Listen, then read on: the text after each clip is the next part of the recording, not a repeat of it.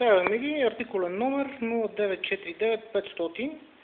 Това е приставка, която може да превърне всеки един солид в акумулаторна нитачка.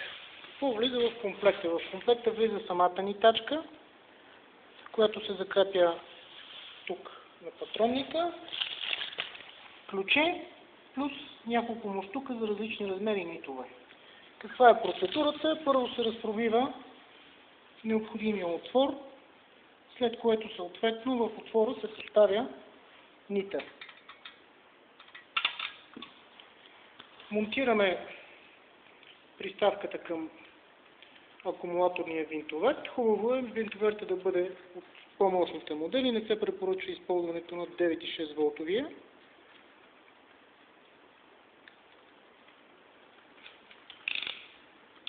Преди да поставим нитачката в нита, трябва да се увериме, че тук е в положение жълто.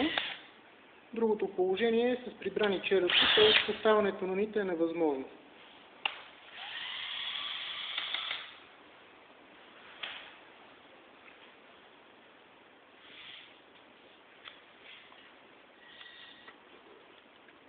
Поставяме нита и